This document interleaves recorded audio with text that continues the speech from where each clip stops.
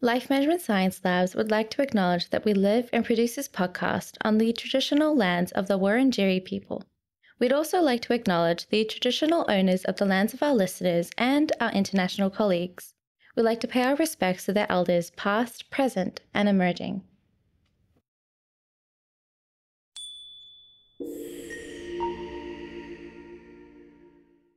Hey everyone, and welcome to All Together, the Family Science Insights podcast, produced by LMSL, the Life Management Science Labs.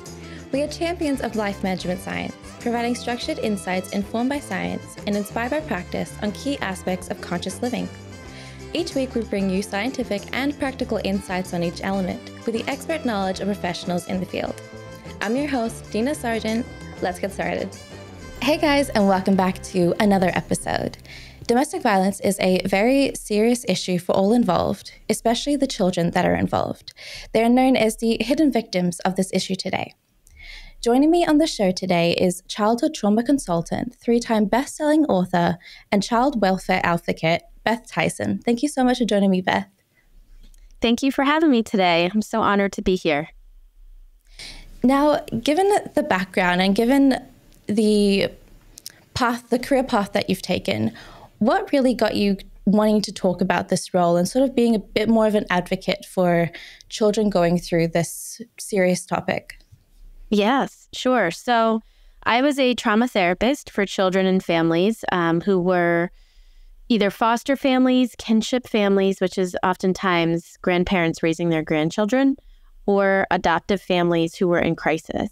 And what I found was that when I provided lots of psychoeducation to the parents about childhood trauma and how to help them cope and how to help the children cope with that trauma, I saw a major shift in the progress in the families. And so while I was there to be the therapist for the child primarily, I found that I made such an impact working with the families, working with the adults that were raising the children and changing their lens of, this is, this child doesn't like me, or this child is just doing this on purpose, to, these behaviors are trauma response, was able to really make a lot of progress and keep families together. So once I had my own daughter, decided that I wasn't quite ready to go back to doing such intense, heavy work with, people who had experienced abuse and neglect and loss, and said, well, what else could I do? So I decided to follow a dream I had to publish a children's book for kinship families, which are, like I said, relatives who are raising other relatives' children. And when I did that, I began to educate the public about this issue and how they could support children who are suffering from trauma. And it organically grew into a business where now I travel around the country and I speak internationally on childhood trauma and how to help children heal after extreme adversity. So I train and educate mostly adults at this point, but it was really born out of the idea that, children don't heal in a vacuum. Like, yes, therapy is really good for children, but it's the environment they're in that needs to shift and change in order for the healing to occur. So I felt that I just had a message for a wider audience than just like one-on-one therapy, and wanted to bring it to more people. No, that's amazing. And I love the idea of just finding another way to advocate for it rather than dealing with it directly as well. Like, it's not something that anyone, I feel, could really just walk away from once they sort of dealt with it. So I definitely applaud you for staying in that area and wanting to find a different way to do that. Right. It was about finding a good balance for me. And I feel like I have now, where I'm still using the knowledge, I'm still advocating, I'm still helping children, but I'm not in direct relationship with them, week by week by week. So I'm not taking on a lot of that vicarious trauma, and I'm able to be strong for my own family now. So, that's amazing. And speaking of your own family as well, I was reading a little bit about your bio that was sent over to us, and I love the idea of what you do in your own free time as well, sort of with your family and going either skiing or doing those other things. What is the best part about sort of doing all those activities together as a family? Yeah, I think we spend a lot of family time together. We're fortunate that we're able to have flexible work schedules and spend a lot of time with our daughter when she's not at school.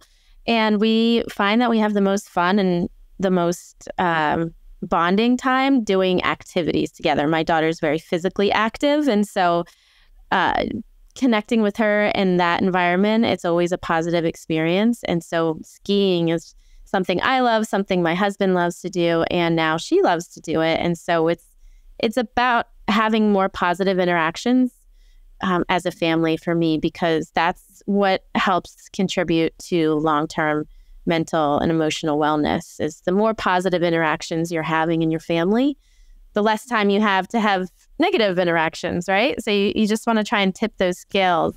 And of course, it's not always that way. We have hard days and arguments and struggles like any family. But I never aim to be 100% perfect as a parent. It's pretty much not possible. But if I can at least get 60-40, that's a win for me. So. No, definitely. And yeah, so that's the best part about reading your bio, is seeing all the stuff that you do. I mean, a lot of people, when we come into the show, we talk the professional side, but also seeing how they balance their own work and family life is, I think, just as important on the show. Definitely. So before we dive in and before we get deep into what we're talking about today, I love to get to know some of your recommendations and some of your interests by playing our little icebreaker to start off in the question base. Yeah, let's do it. So to start off with, do you have a most recent book that you're reading? I'm reading The Glass Castle, and it's by, I think it's Jeanette Williams. I might be messing that up, and I apologize if I don't have the right author name, but I know her first name is Jeanette. And it's called The Glass Castle, and it's also a Netflix movie as well. So if you like the movies versus the books, but I recommend it. It's fascinating story. Okay. Oh, perfect. Now, do you have a movie that has really resonated with you recently? A movie. Let's see. I would say one of my favorite movies is, and then this is an oldie, this is going back, but my favorite movie is called Awakenings. And it was, I think it was filmed in the 80s or 90s, but I recommend people checking that one out if you're interested in psychology and mental health. It's another really good, interesting movie. Oh, perfect. No, that sounds really interesting. I love coming onto the show because there's always some great recommendations that get sent over to me that I just keep making note of and keep looking at after the show. So no, thank you for that. Yeah. Now, do you have a podcast that you find yourself listening to? I love the podcast Therapy Chat. It's a trauma-informed podcast for mental health professionals. And it's super informative, lots of good information. And that's one of my favorites. It's called Therapy Chat. Perfect. Okay. Now, do you have a famous role model that you find yourself looking up to in certain times? Let's see, a famous role model. I've always looked up to Oprah Winfrey. I just admire her resilience and tenacity and her ability to connect with people. And she's an inspiration to me. No, I can definitely see that she's pretty much, every time I ask that question, she's one of the famous ones that keep popping up. So really? Yeah, I think a lot of people really resonate with her as well. Yeah, she's got some magic in her, that's for sure. Yeah, especially how long she's been doing the work that she's been doing as well. It's amazing. And I think one of my favorite parts of her was when she built that school, sort of help a lot of children who don't get education, get an education, which I think is very important. Yes, definitely. She's a big advocate for children's well-being and mental health. And she co-authored a book with Dr. Bruce Perry, who's one of the foremost trauma experts in the United States. And I think that is also another reason why she really understands trauma and childhood trauma from both a lived experience and also from, working closely with Dr. Perry. So I find that also very inspiring and interesting. Yeah, no, it really is. Now, when it comes to your academic pursuit, do you have a course that has really resonated with you and sort of inspired a lot of what you're doing today? So I would say what inspired me to do this work today was I lost my mom when I was 26. She died suddenly in her sleep one night. And I was working in corporate America at that time, and it was very unfulfilling and sort of just didn't feel like the right thing for me. I definitely was not in alignment with my beliefs and my interests and my passions. And her death, of course, was traumatic for me. But as I moved through my grief and began to heal, I had like this perspective on life that I never had before her death, in that life can be really short. And when you're 26, you don't feel that way, right? You're like, you feel young and you feel like nothing bad is ever going to happen. And you kind of, you're not thinking about the long term. You're mostly living in the present a lot when you're in your 20s. And her death made me realize that life can be really cut short way too soon, and that I should go after the things that I'm really passionate about. And so I went back and got my master's degree in clinical counseling a few years after she passed away. And it was the best decision I ever made in my life. It led me here to the work that I'm doing now. And so much of my own healing happened in the process of getting my clinical degree, because you have to do all this self-exploration work to become a therapist. And you're also learning all the textbook information at the same time. So it was really very well timed in terms of my own healing. It was a big portion of it. And yeah, so that, that is what brought me to it. And so a big part of my mission or cause is to bring awareness to grief and loss and the trauma that can cause, and how to work through it and sort of come out the other side. You never fully heal from a loss like that, but you learn how to live with it and still move forward. And I want to inspire other people to do the same. Well, that's a perfect answer. And thank you so much for sharing that. You're welcome. And I hope that playing this game has sort of, I hope that the work that you're doing has really sort of inspired a lot of other people as well, because I know that it's an amazing way to sort of start what you're doing. Thank you. And I hope that you're all warmed up for the questions that we're about to look into today, and a little bit easier to ask questions, and hope that I sort of ask questions a little bit easier today to do. For some reason, I'm a bit tongue-tied, which I have no idea why, but we'll get into it. Now, when it comes to families, I know that everyone has a different answer as to what a family is and what sort of creates a family. So from your own perspective, what do you think your definition of a family is? So the work that I do and the role that I've played has definitely widened my lens on what can be considered a family. And I think it's so important, especially for children who maybe don't have a traditional looking family, to expand their definition of what family can be. So for myself, like, I always thought of it, a family as, mom and dad and children and grandparents, aunts, uncles. But for a lot of the kids that I work with, they are being raised by their grandparents, or they're being raised by foster parents, or maybe they're being raised by an aunt or uncle, or a neighbor or a friend, a coach, a teacher. There's all these different types of families that I work with. So, to me, a family is about commitment, consistency, compassion, and love. And if a child has those things, that's family. They can be family for that child. It does not have to include a blood relationship to create a family, in my opinion. Mm-hmm.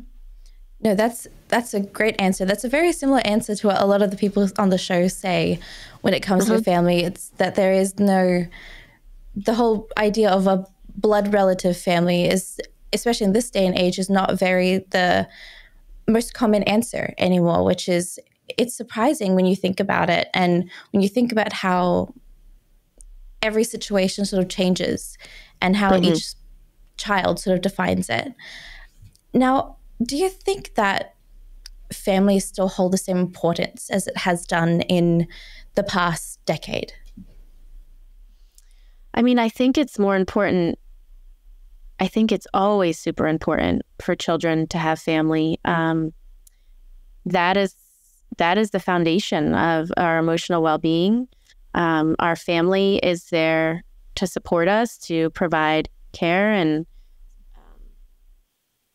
guide us through difficulties. And your family is everything. Now, again, it doesn't have to be a blood-related family, but the people that are there around you are your source of comfort and care. And so to me, there's nothing more important than a child having at least one committed, consistent, loving, caring adult in their lives. And there's research that backs this up, that children who have at least one committed, caring, loving adult can,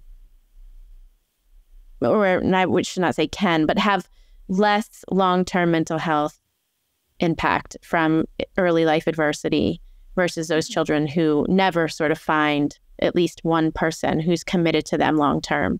So, a family can be two people. It doesn't have to be 5. It doesn't have to be 10. It can be, one adult and one child, and you can still make an incredible impact on that child's life. Mm-hmm. When it comes to domestic violence, and I know I spoke about that a little bit earlier when it comes to a lot of the overlooked impact that it has. And I know we talk about that often, saying that it does impact children, but how does domestic violence really impact a child's mental health? Sure. Well, like I said, the family unit, however it's designed or made up, is so crucial to the well-being of a child. What it does is removes their sense of safety and trust in adults. And when a child doesn't feel safe and they don't feel as though they can trust the adults around them, that is trauma. That's a type of trauma. And so when children are witnessing abuse or being abused themselves, they lose that safety and trust. And it has to be rebuilt in order for them to move through a healing process. And I never believe that we ever truly reach a healed place necessarily from some of these really terrible experiences, especially in early life. But we can move forward even though we have these losses of safety and security, if we have people in our lives that we can trust and can rebuild, sort of correct the belief systems that were set up early in life. So I think that domestic violence can rip away that safety, and then you'll start to see a child who is under threat, even if they are safe. So you'll see the trauma responses, and the trauma responses in children show up as that fight, flight, freeze. And now there's a couple of new ones they're adding on. There's the most common one they've added is a 4th one called fawn, which means that the child becomes an extreme people pleaser because they're just terrified of what might happen if they step out of line or make a mistake or get a bad grade. So they look like very productive, very well-behaved children, but they are behaving and acting that way because they're terrified of rocking the boat and something awful happening. And then, the fight, flight, and freeze responses are pretty self-explanatory, but a child who feels under threat or feels insecure or unsafe, their first 2 reactions are either to fight. So you'll see aggression, you might see violence, you might see anger, fighting with siblings, fighting with adults. And if that's not the route they go, they might run or hide or, run away to try and get away from the threat. And if neither of those work, then typically there's a freeze response that's a protective measure by the brain it's like an animal that plays dead. They're alive in there, but they don't look alive. They're frozen. They're stuck. And so children can often go into a shutdown, withdrawal from friends and family, and, kind of spend a lot of time alone, not speaking or not interacting with others. And also there's dissociation, which happens where the child may lose track of time, They may not have memories of things that happened. And this can be frustrating for parents as well as teachers and other people in the child's life because they look like they might be lying or not paying attention, but they're actually unable to recall certain things because their brain is in this protective measure. So you see a lot of behavioral issues and a lot of emotional outbursts or the shutdown. And that can be really frustrating for adults if they don't understand what the child's brain and body is doing and why it's reacting the way that it is. Makes it very difficult to learn and to manage your emotions when you feel as though you're constantly under threat or that something terrible might happen to you, your sibling, your mother, your father. It's just your brain cannot possibly handle all of that stimulation in a healthy way. And so your body and brain try to protect yourself with these behaviors.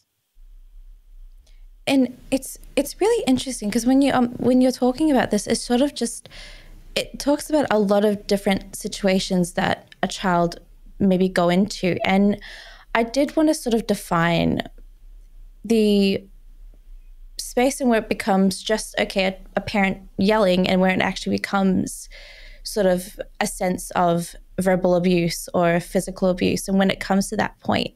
So when a parent sort of like, how do you differentiate when a parent is just yelling at a child out of anger or frustration or when they're taking that a bit too much? Right. Well, we know that children, they don't learn when they're being yelled at. They're not learning a lesson. They're not, there's actually no benefit really to yelling at a child. It can only do really harm. And so, it really depends on the child. Like some people think that trauma is an event that happens, but that's not really an accurate way to understand trauma. Trauma is the way we respond to the event that has taken place. So for me, like I might feel very traumatized by someone yelling at me, whereas my brother might not feel very traumatized by that because of his own like innate resiliency, brain makeup, support system around him or different dynamic or relationship with the parent. So it really depends on how the child is feeling it and taking it in and responding to it. And some kids are just more vulnerable to yelling or to threats and things like that than other children. Now, of course, there gets a line, right, where it's like definitely abusive if there's name calling, if there's shaming, ridiculing, teasing, put downs, cursing at a child or swearing at a child, attacking their character, telling them that they're a bad person, they're a bad kid. These types of things are always harmful and considered abusive. But then, of course, everyday parents also yell at their kids. I've yelled at my kid. I mean, we all lose our temper sometimes. It's really about how do we repair what we've done? And are we remorseful for what we've done? And are we able to recognize that we want to do better?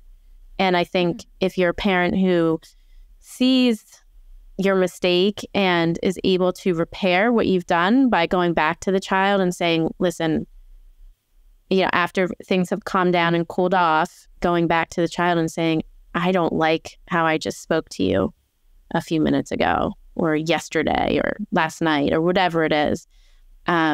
I messed up. I should not have said that to you in that way. I know that must have scared you. I'm really trying to work on not doing that again. And, here are the ways and here are the things that I'm going to do to try and not react that way next time. And sort of repairing that relationship and repairing the harm that has been done is really, really important part of any relationship. And we sometimes don't do that with children because we're either afraid to bring it back up. We think they've forgotten about it. We're like, oh, no, they're over it. They went back to playing. Our relationship seems fine. But really, we do need to go back and have those conversations with children because they will remember that. They will absolutely remember that. My dad was one who sometimes lost his temper with me. And I remember him coming into the room afterwards and apologizing. And that meant so much to me as a kid. And it's something I never forgot, even as an adult. So, that's part of the process. And I think it also teaches children that we can mess up. We all mess up sometimes. And when we mess up, we need to apologize, sincerely apologize, and find ways to do better next time. But we don't have to completely shame ourselves and tear ourselves apart over it. We can, recognize what we've done and try and do better next time, because we're human and we're going to make mistakes. But I think it becomes abuse when it's constant, it's every day, it's frequent, at least if not every day, it's very frequent. And it involves some of these like really calloused comments or shaming and invalidating the child. Those things are always going to meet the threshold for verbal abuse of a child. Mm-hmm. Okay. Those characteristics that you sort of mentioned a little bit earlier, when the fight, flight, freeze, and fawn sort of characteristics, as a bystander looking at a parent who is yelling at a child, or or even a teacher who's sort of looking at the behaviors of the children, mm-hmm. what are some signs for those members to sort of look at if a child is sort of being a victim of domestic abuse? Yeah. Well, there's, sometimes there's obvious things like physical bruises and visual things that you can see on a child's body depending on what they're wearing. So that's always, if you're seeing like 2 or 3 small dots on their upper arm, those are fingerprints. That's someone who's grabbed a child hard enough to squeeze and cause a bruise on their body. So that's, a common thing. There's certain areas of the body that normally don't get bruised at certain ages. And so if you see bruises, the legs and stuff, of course, you're going to see lots of bruises and bumps on a kid's legs and potentially their arm and even their head. But like if you're seeing a bruise in like an odd place that normally wouldn't be something that a child would be hurt by, or like couldn't just fall down and have happen, it's always important to ask questions about, whether they feel safe at home or is there anybody that might be harming them or hurting them.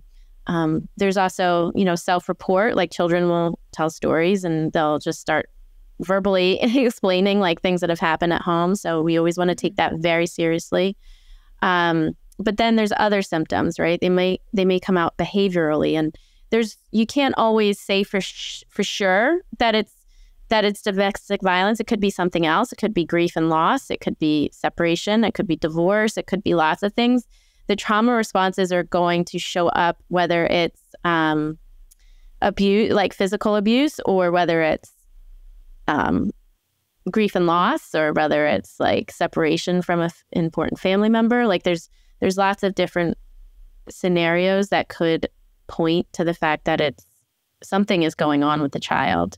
It doesn't necessarily mean it's domestic violence. So I'll go through some of those, which would be children tend to somatize their emotions, which means that they feel them in their body more acutely than adults sometimes do, because they don't always have the language to express what they are feeling, especially young children.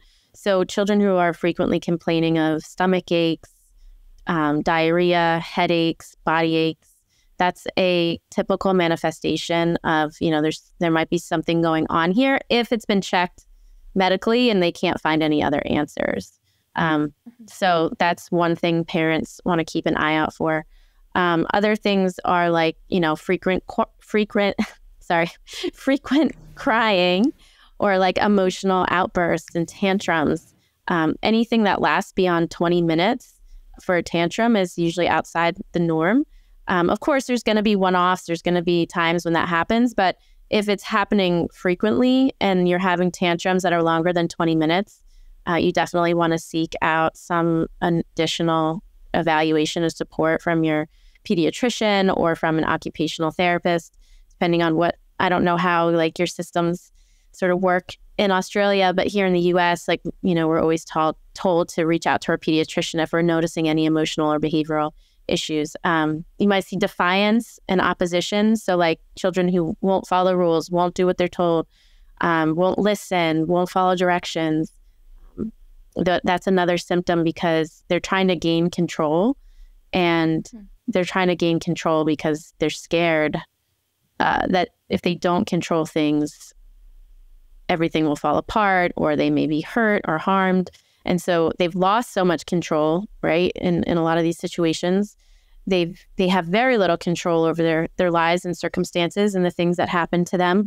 And so they're trying to gain it in any way they can possibly gain it. And so that can look like a child who's uncooperative, like extremely uncooperative. All children are somewhat uncooperative, right? But it's like, is this falling on the extreme end of things?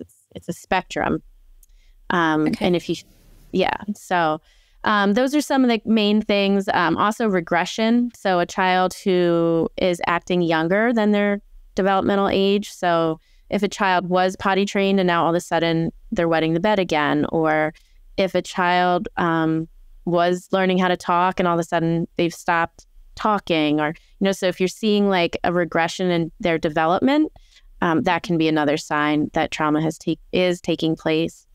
So those are some of the major red flags that we see.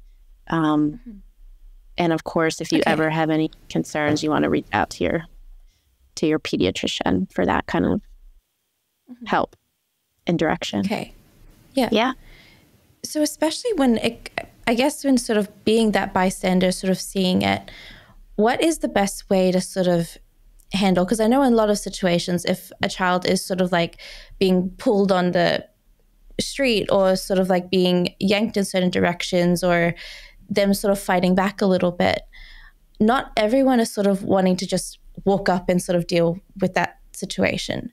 But as someone who's seeing that happen, what is the best way that you would recommend a bystander sort of taking a little bit of a stand? That's really tough. That's a really tough question. I don't even know what I would do necessarily in that situation. But I think, like, obviously if it's a safety issue, if a child is being harmed, you could call like the police or call 911. There is, in the United States anyway, there's like a crisis line that a family member could call, or a parent could call if they felt like their spouse or somebody else was harming a child. But if you're just a bystander, that's a really tough situation because, like, you don't know their name, you don't know their contact information to call like child protection. But if you do know who the child is, or you know who the parent is, then you could make a call to like the Child Protective Services, the child welfare, if you thought that it was, reaching the level of abuse, and then they would have to investigate the family to see, is there abuse taking place? So like in our country, and I'm sure it's similar in yours, but educators and people that work with children are typically mandated reporters. So if they even suspect abuse is taking place, it has to be reported.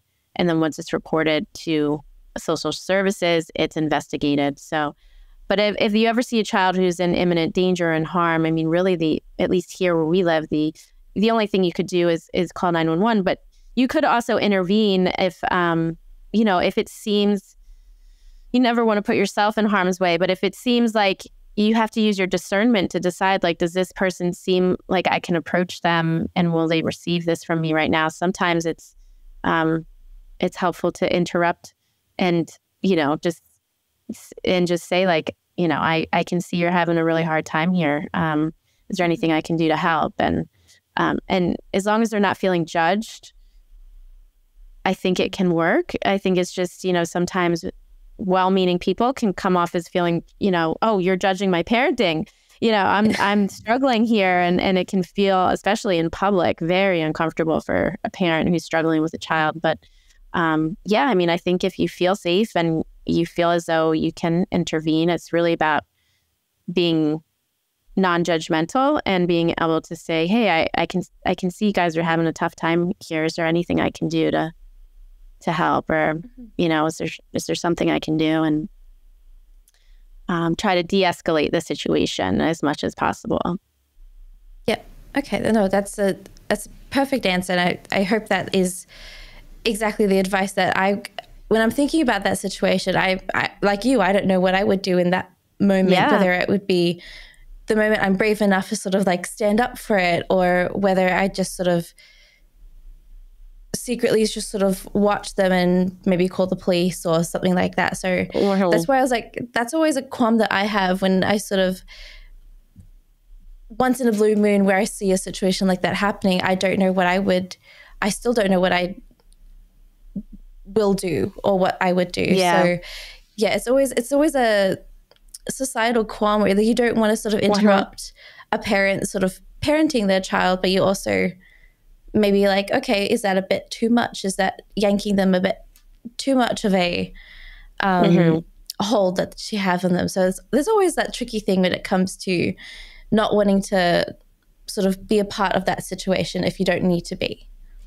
Yeah, no, it is. It's very tricky, and I'm fortunate. I've never been in that situation, but I can imagine it'd be a hard decision to make. And, you have to consider your own safety too. And yeah, I think sometimes the best thing might be to maybe even get the help of a manager, or like say if you're in a store or in the mall or somewhere where there's other people around who might have some, not authority, but like some, influence over the situation. Maybe it's best even to go to someone like that and say, hey, there's an issue going on over here. What should we do? And kind of get other people to help as well. Yeah, no, I think that's even better advice as well, sort of involving someone a little bit higher up, which is, I think that's even greater. So when it comes to the role that a lot of people must play, what is a role that family members should play in safeguarding children from domestic violence? And I know that you mentioned that a little bit earlier, but just as a direct sort of approach, what should a lot of family members do if they sort of want to protect their children from domestic violence? Well, typically it's really difficult to protect your child from domestic violence if you are involved with or married to someone who is a perpetrator and someone who's abusing other people. In that case, you have to get away. You have to get away from them, and your child's and yourselves, your own safety has to be of the utmost importance. I think that's not always easy to do, and there's lots of reasons why. There's things like trauma bonding that takes place between people who are being abused and their abuser, where they actually there's like a bond that happens between them because of the trauma, and that can be really difficult to break through. And so I think one of the things that we can do is teaching our children about healthy relationships versus unhealthy relationships from an early on standpoint. Like early on in life, we need to be examples and showing them examples of healthy relationships, two-way relationships, not one-sided relationships, and safe people, and involving them around safe people, and teaching them what kind of red flags to look out for, especially for teens who are starting to date and get involved with other people. It's important to help develop their sense of, okay, this is a red flag versus, this is an okay behavior. You need to help them develop their own ability to recognize abusive qualities in other people. And I think that can be a way. And even then, sometimes these people that abuse are so manipulative and so good at what they do that even if you've prepared your child, you still can't prevent it from happening. So while you can do as much as you possibly can, sometimes even though you've done all the right things, the wrong thing can still happen, or like the harmful thing can still happen. And then it's about being a support and helping them get safe. And not involved. If you're a parent and you want to protect your child from abusive situations, you need to not be in a relationship with people who are harmful to you or your child. So that can be a challenge if it runs in your family and it's kind of like what you're used to. And I think that's an important piece of this too, is that these patterns are passed down through family from generation to generation. And if it was the norm in your house growing up, it kind of, becomes the norm for your own family down the road. And so interrupting those patterns are really important. I saw this show on Netflix a little while ago called, I think it was called The Maid, sort of dealing with, it was a mom who was dealing with a domestic violence situation, and she sort of had to run and escape and leave with her daughter and sort of go to a domestic violence shelter, sort of protection space, and sort of build her life up. And I was talking about it, and I was watching this with my mom as well. We were sort of discussing it a little bit, and you could sort of see her mom, the character in her mom, sort of being a similar situation and sort of going from a partner to partner and sort of jumping. So when I was watching that, when we was talking about that, it sort of reminded me of that show a little bit, where it sort of does sort of run in the family, sort of what they're used to and what you sort of expect in a relationship. And trying to get out of that is probably one of the most difficult things for her to learn to do. Yes, absolutely. You definitely hit the nail on the head there. I think that, for our brains, what's familiar is what feels comfortable to us, and things that are unfamiliar feel uncomfortable to us. And if you grew up in a very volatile family with a lot of chaos and a lot of fighting and a lot of abuse, to be in a calm, stable, loving family is going to feel very foreign and different to you. And anything that signals as different to a child or a person in general feels threatening, feels uncomfortable, feels stressful. You also may crave the same level of constant stimulation too. If you are a family that was very chaotic and a lot of abuse happening, to be in a very gentle family might feel almost boring or like undesirable in a way. And not consciously, you wouldn't say, oh, I'm so bored of this gentle, loving family, right? But unconsciously, subconsciously, you might feel very like, this doesn't feel right to me. I don't like this. And you could be craving more drama, more chaos, because your brain has sort of been used to it. It's been used to it for so long that you're looking to sort of recreate the same patterns that you went through in your own family. And then there's also just like the behavior that gets passed down. Like if you watched your parents abuse you, like that's learned behavior. You learned that that's what you do as a parent, and that's your norm.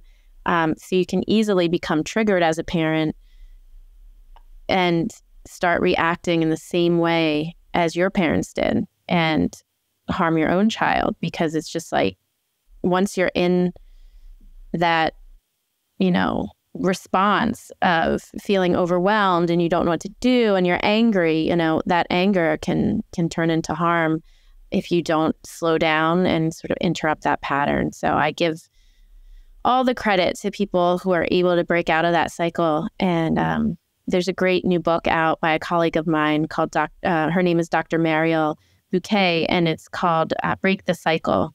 And it's a book for adults on how to break the cycle of intergenerational trauma. Another book that I'm currently reading, besides The Glass Castle. And I recommend it to any of your listeners to check that out. But yeah, it's a huge problem that we see in families where this trauma is being, recycled and passed down from family to family. Yeah. No, thank you for sharing that. And also thank you for sharing a new book that I'm going to list down in the links below in order for everyone to find it. Because I think it's such a big issue, sort of dealing with generational trauma. And I mentioned this so much on the show because I think it's something that we neglect to talk about in such a normal and natural space. We have like certain courses for it, but it's only for certain people who know about it, rather than just sort of making this accessible information for everyone in a normal conversation to sort of go through. And yeah, so that's my big advocacy, is sort of going through like talking about intergenerational trauma, because I think it's such a big issue for a lot of people who don't know about it to really look into it. Even if you think that you don't have any trauma sort of connected to you, there's always some underlying trauma that's always there, which is also really interesting, an interesting sort of study to look into. Yes, it's fascinating. I mean, they do find even biological changes in the children of people from the Holocaust and from 9/11, where epigenetically their makeup has been altered because of this trauma, even though they didn't live through it. So like they have done research on babies in the who were in the womb during 9/11, and those babies are showing different markers on their genes for the trauma they endured. And it's fascinating, and also just eye-opening, and also, sad in a lot of ways too, that we have ignored for so long this trauma that gets passed down. But I think the hopeful news is that our relationships can heal that, and we can, as I see a quote online a lot that says like, just as though intergenerational trauma can be passed down, so can intergenerational healing and resilience, and all of those things can also be passed down. So we need to look at, both sides, both the good things that we've received from our ancestors, as well as, some of the not so good things or terrible things, and give weight to both of those, because, we wouldn't be here if it weren't for our ancestors' resiliency, right? They had to overcome so much. And so some of that is living in us along with the trauma. I think that message gives people hope. Yes, no, I agree. I think sort of looking into that is also something that always fascinates me, sort of looking at the positives and negatives of us sort of learning from what previous generations did, I think is also really important. Yeah. Now, this leads us perfectly well into the next section of our show, which is called the practice and habit part. So this deals with some of your own practices, or some practices that you would recommend families do, especially dealing with this situation. So what is a practice that you would suggest to support and enhance the mental well-being of children, not just sort of in domestic violence situations, but sort of on a day-to-day life that sort of allows a child to be a child? Yeah, absolutely. So one of my favorite recommendations that goes along with what you said, it's like good for all children, not just children who have been in domestic violence situations. I'll kind of talk about two things. But my first suggestion, and it sounds super simple and almost like too much common sense, but it's highly effective and works and makes progress for so many families, is to spend special time together every day in a very structured way that is predictable and consistent. So, for example, every day with my child, I make sure that we spend 10 minutes together doing something that she enjoys, that's her choice of activity, where I just am with her, am fully present. I put my phone in a drawer. I tell my husband it's special time, like don't interrupt us. And he does it with her too. It's not just me, but both of us do this ritual with her. And she gets our undivided, full attention for 10 minutes every day. And she knows it's going to happen. So she's not feeling anxious about when is she going to get my attention again. She knows it's going to happen every day for at least 10 minutes. So that kind of takes the edge off of our kids a little bit when they're constantly fighting for our attention. Because let's be honest, how often do any of us sit down really fully undistracted to interact with one another? Even when we're at, even when we make plans to go out with our friends for dinner, we have our phone sitting next to us and we're texting somebody while we're sitting at the dinner table with our friends. Like it's just so much now part of our lives to be in two places at once and children don't operate like that. Like children, they need to have our full presence and our sense of attention and caregiving in order to feel seen and heard.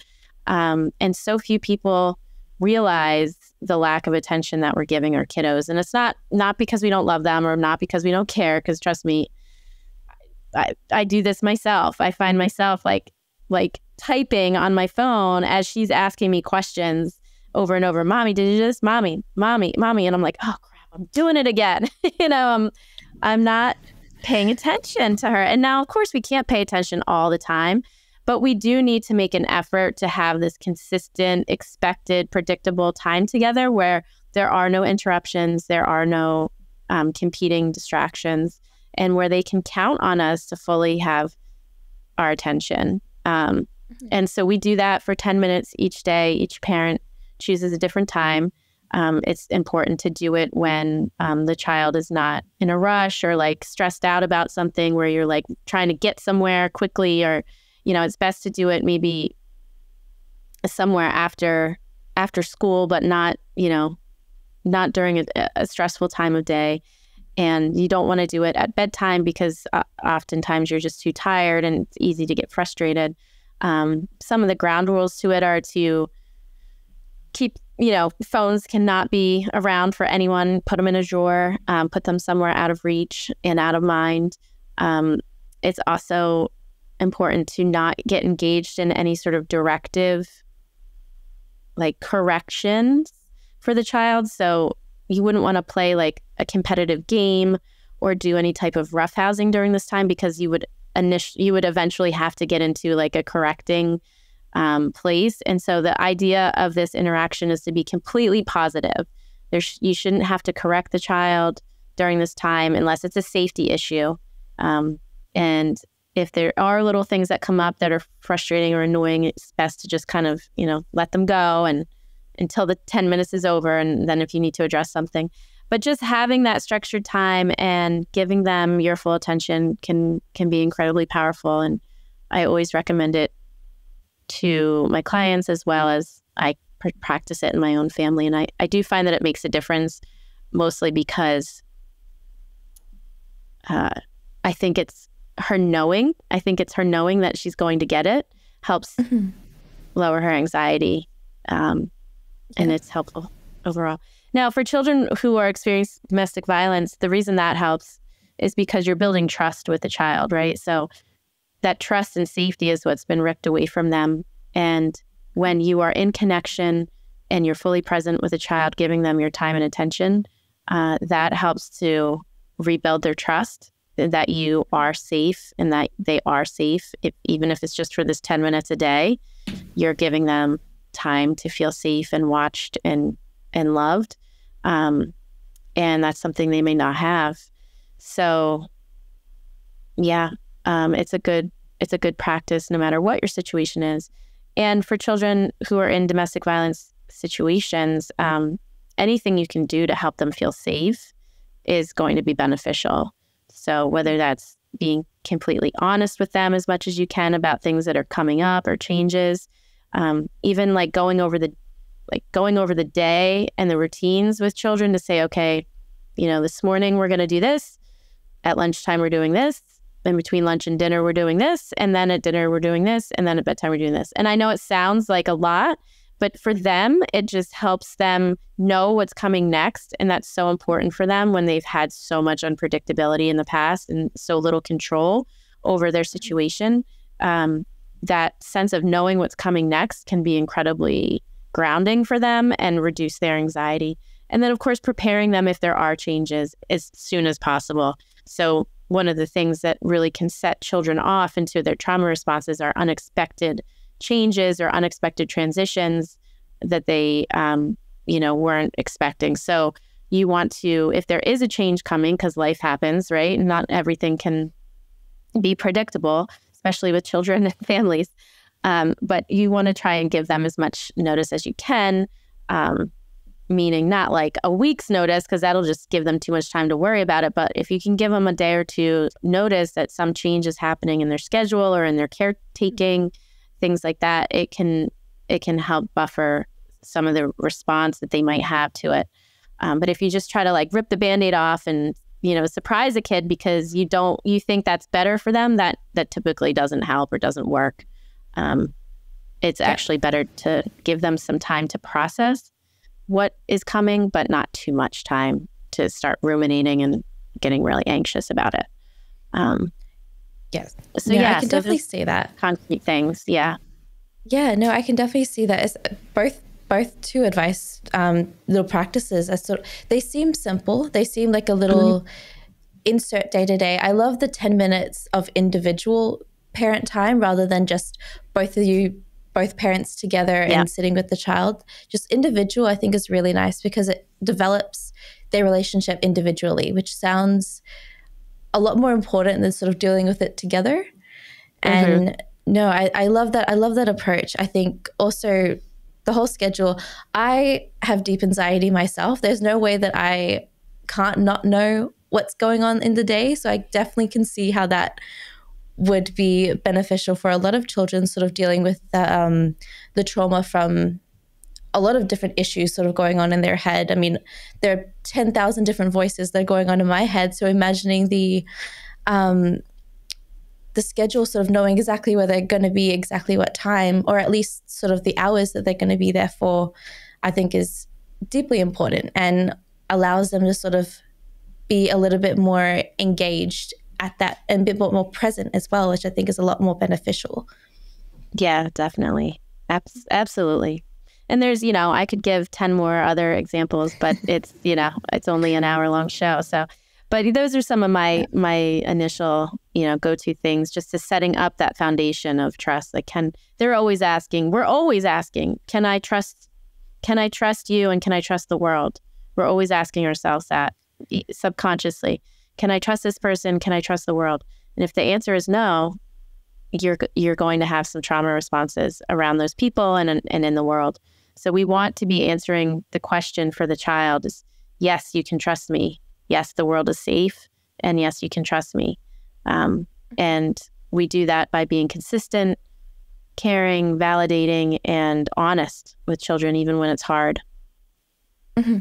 No, and thank you so much for that advice. I think a lot of people are going to I hope a lot of people are learning from that, because I think that's such a great practice to sort of put in, even just in your own family as well, just sort of adding those little things here and there to sort of allow children to calm their own anxieties down, which I know anxiety is a big thing in a lot of children, especially in today's world. We talk about it a lot more. So I think those two pieces of advice, I think, are perfect for calming a lot of anxieties down. Yeah, thank you. So we're going to be leading into the last section of our show, which is the open mic. This sort of allows you to share anything that you are passionate about, or maybe something that you want to promote on our show today. So in the last minute or so, I'd love to give you the floor and share what you have on your mind for today. Yeah, absolutely. I so appreciate the opportunity to be here, first of all, and thank you for your kindness and your questions, and getting this information out to families is my deepest passion. Making sure I get, some of the helpful things that I've learned through my training and experience as a therapist into the hands of the parents and the caregivers, the teachers who are spending the most time with them, so that we can improve safety and well-being for our children. That's, childhood trauma is often the root cause of so many of our social problems. And if we can prevent and help to heal some of it, we're making progress to a better future for all of us. So that's my biggest passion, is getting that information out there. And the way I do that is, one, I have a free monthly newsletter that you can subscribe to on my website at bethtyson.com.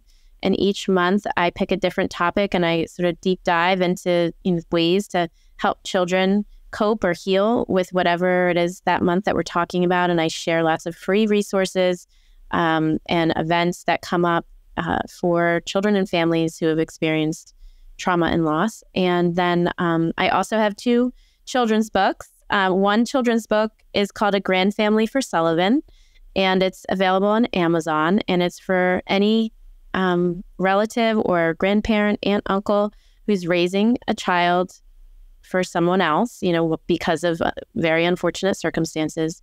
And it helps the child and the adult find ways to cope with the loss and the trauma they're going through. And then my second children's book isn't out yet, but it should be out in the next 2 months or so, also on Amazon. It'll be called Sullivan Goes to See Mama. And it's a sequel to the first book, but it stands alone as well. You can read it independently. Like, you don't have to read one to read the other. And this is a book for children who have to go to supervised visitation, which often happens when there's domestic violence in the family.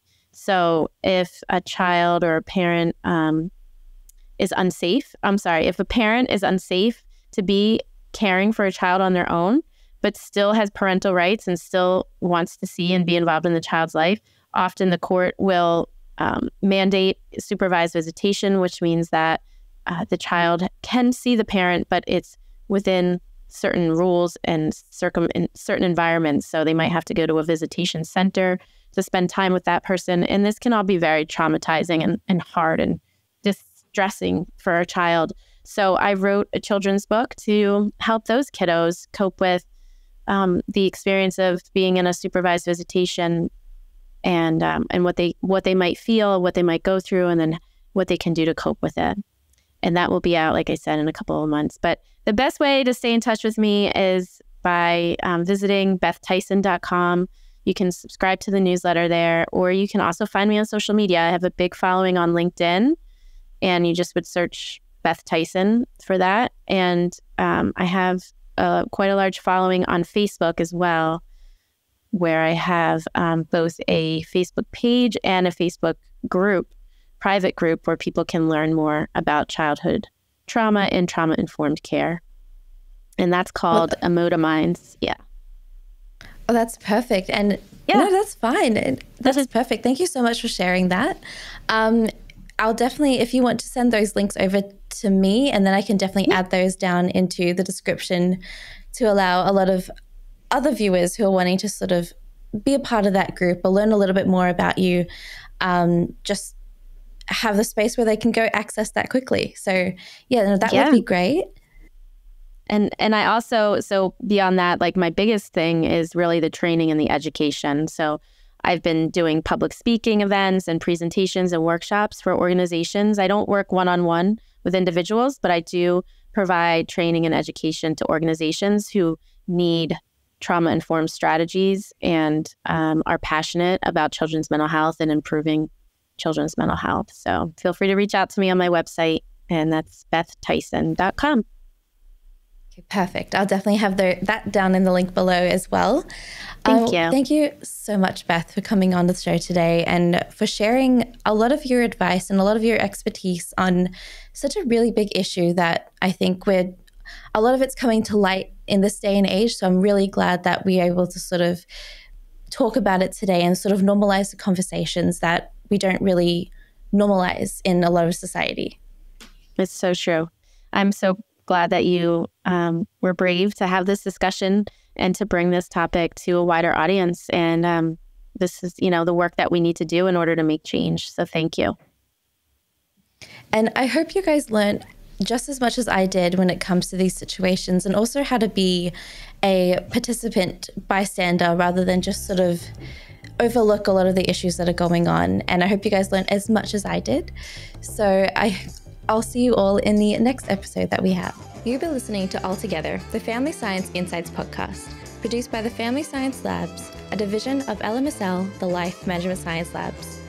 More episodes are available from 10 life management perspectives and can be found by searching LMSL on Apple Podcasts, Google Podcasts, Spotify, and other podcasting apps available on your devices. If you enjoyed this episode, please consider rating our show, sharing it, and subscribing to our channel, as it helps other people find it so that we can grow and bring you more quality resources. More of our work can be found on our website at fa.lmsl.net, where you can join our movement. I'm Dina Sargent. Thanks for tuning in.